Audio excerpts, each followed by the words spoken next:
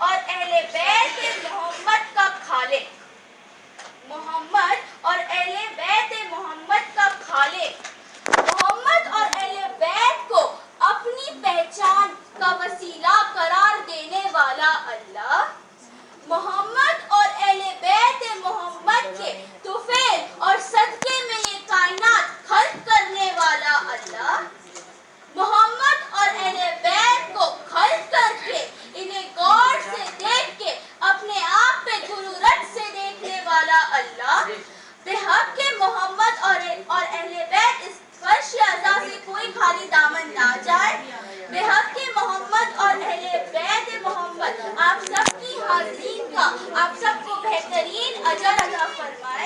जो बीमार है उन्हें सैयद सज्जाद के सदके शिफा अता फरमाए, क्योंकि जिसका तस्किरा है, क्योंकि जिसका तस्किरा है वो सखी नहीं करीम है। सलवात पढ़िए पर मोहम्मद वाले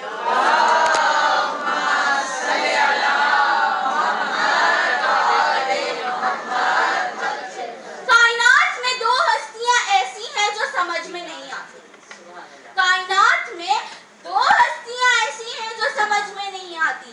एक हस्ती खालिक है, एक हस्ती खालिक है, एक हस्ती मखलूक है, एक हस्ती खालिक है, एक हस्ती मखलूक है, एक हस्ती राज़िक है, एक हस्ती मर्ज़ूक है, एक हस्ती राज़िक है, एक हस्ती मर्ज़ूक है, एक हस्ती माबूद है, एक हस्ती माबूद है, एक हस्ती अब्द है, एक हस्ती माबूद है, एक हस्ती अब्द है, एक हस्ती मस्जूद है, एक हस्ती मस्जूद है, एक हस्ती साजिद है, एक हस्ती मस्जूद है, एक हस्ती साजिद है, एक हस्ती अजाबत का घर है, एक हस्ती अजायबात का घर है, एक हस्ती मजरुल अजायब है। सुभान अल्लाह, सुभान अल्लाह। एक हस्ती मजरुल अजायब है। कायनात में दो हस्तियां हैं, समझ में नहीं आती। एक हस्ती है अल्लाह। अल्लाह समझ में क्यों नहीं आता? क्योंकि अल्लाह खालिक है, अकल मखलूक है। अल्लाह खालिक है, अकल मखलूक है। अल्लाह लामहदूद है, अल्लाह लामहदूद है, अकल महदूद है। कोई भी लामहदूद चीज एक महदूद चीज में सिमट जाए तो वो लामहदूद नहीं कहलाती। तो अल्लाह समझ क्यों नहीं आता? क्योंकि अल्लाह लामहदूद है। दूसरी हस्ती वाहिद इंसानों में अली की जो समझ में नहीं आता।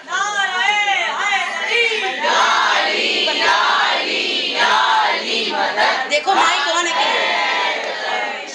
दूसरी हस्ती अली की वाहिद इंसानों में जो समझ में नहीं आती, दूसरी हस्ती अली की वाहिद इंसानों में जो समझ में नहीं आती। आज के मॉडर्न वर्ल्ड में किसी भी साइंटिस्ट से जाके पूछिए कि जिस इंसान की गज़ा 3 दिन की सूखी जौ की रोटी, 3 दिन की सूखी जौ की रोटी जिसे वो अपने घुटने पे तोड़ता, पानी में भिगोता, खुद भी खाता, अपने नौकर को भी खिलाता। 3 दिन की सूखी जौ की रोटी जिसे वो अपने घुटने पे तोड़ता, पानी में भिगोता, खुद भी खाता, अपने नौकर को भी खिलाता। और ताकत का आलम ये था, और ताकत का आलम ये था कि 2 उंगलियों से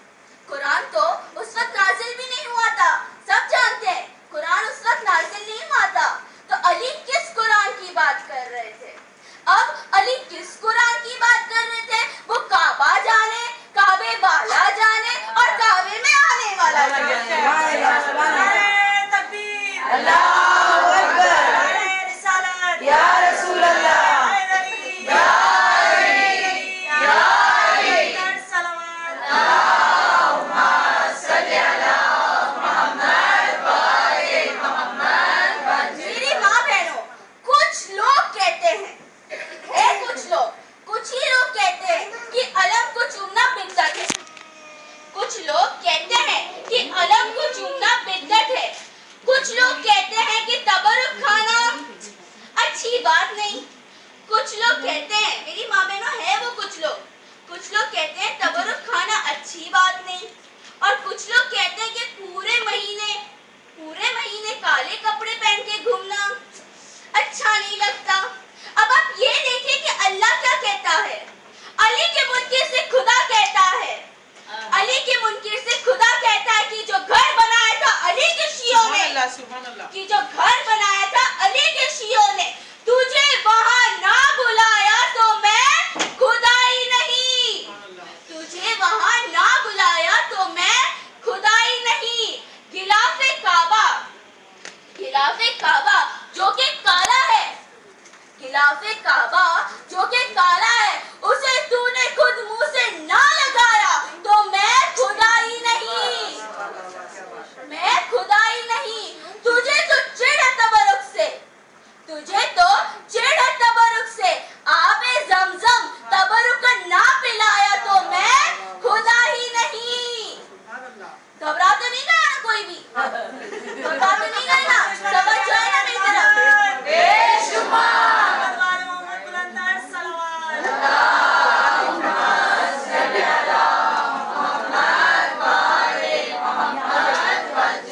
आबे ज़मज़म तबरुक ना पिलाया तो मैं खुदा ही नहीं।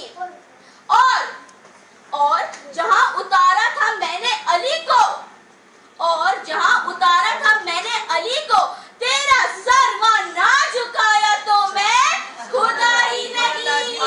आखिरी जुमला सुनिए, बड़ा लुत्फ आएगा। आखिरी जुमला सुनिए। हज कर आके एक चादर में, हज कर आके एक चादर में, तुझे मलंग ना बनाया तो मैं खुदा ही नहीं।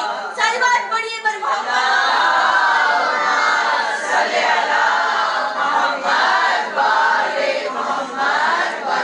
एक शख्स मौला अली के पास आता है और कहता है, या अली, आपकी जिंदगी में कोई हसरत बाकी है? मेरे मौला मुस्कुरा के कहते हैं कि मेरे जिंदगी में सिर्फ दो ही हसरत नहीं है, दो ही हसरत रही है। एक कि जितना मुझे इल्म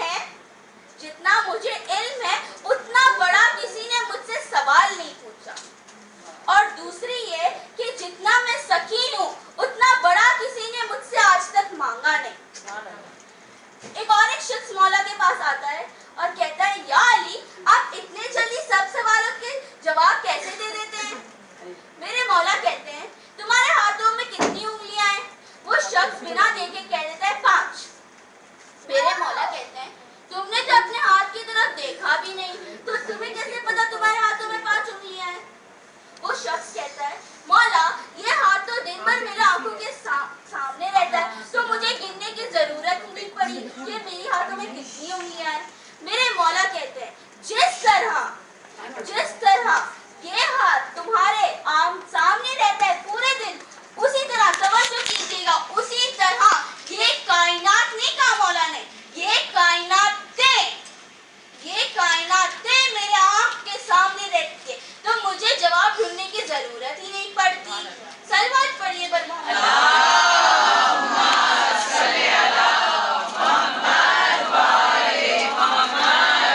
एक शख्स आया मौला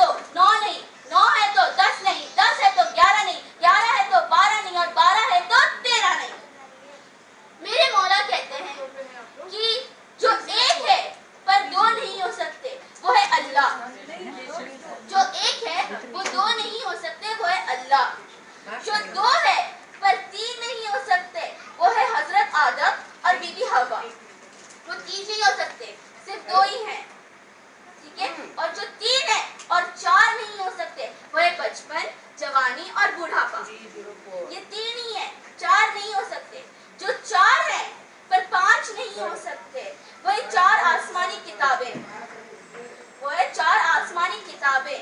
जो 5 है पर 6 नहीं हो सकते, वह है उलुल अज़म पैगंबर। जो 5 है 6 नहीं हो सकते।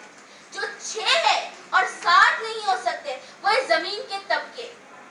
वो है जमीन के तबके। जो 7 है पर 8 नहीं हो सकते हैं, वो 7 आसमान। तवज्जो है ना? जो 7 है और 8 नहीं हो सकते, वो 7 आसमान। जो 8 है और 9 नहीं हो सकते, वो जन्नत के दरवाजे। वो 8 है, 9 नहीं हो सकते, वो है जन्नत के दरवाजे। जो 9 है और 10 नहीं हो सकते, वो है जन्नत की नहरें। वो है जन्नत की नहरें। जो 10 है और 11 नहीं हो सकते, वो है जहन्नुम के तबके। वो है जहन्नुम के तबके। जो 11 है पर 12 नहीं हो सकते, वो है हजरत यूसुफ के भाई। जो 11 है 12 नहीं हो सकते, और जो 12 है और 13 नहीं हो सकते, वो है हम 12 है।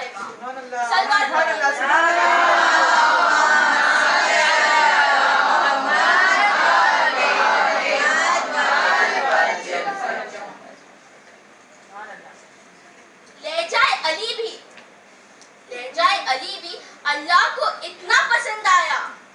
लहजाए अली भी अल्लाह को इतना पसंद आया कि अपने मेराज में अपने प्यारे हबीब से गुफ्तगू करने में भी अल्लाह ने लहजाए अली को इस्तेमाल किया।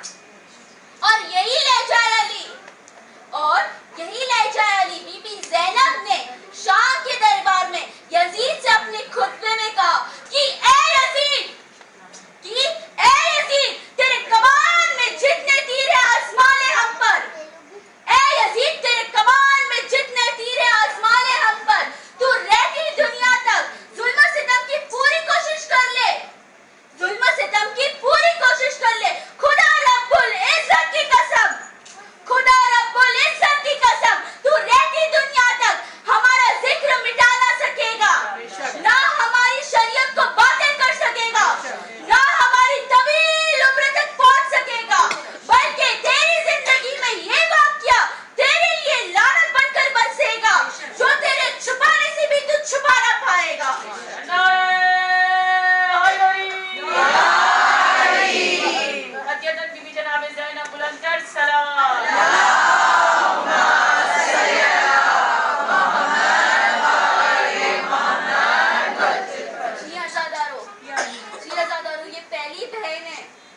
जो 1 साल बाद अपने भाई का चेलू बनाने वापस आई है करबला। अज़ादारों, बीबियां जिंदान में हैं। यजीद ने सैयद सज्जाद को बुलाया। कहता है कि मैंने फैसला किया है कि तुम सबको रिहाई दे दूं और जो जो तुम्हारा लिया है वो सब वापस कर दूं। सैयद सज्जाद कहते हैं, मैं अपनी फूफी अम्मा से पूछ के बताता हूँ। सैयद सज्जाद जिंदान में आए। कहते हैं, फूफी अम्मा,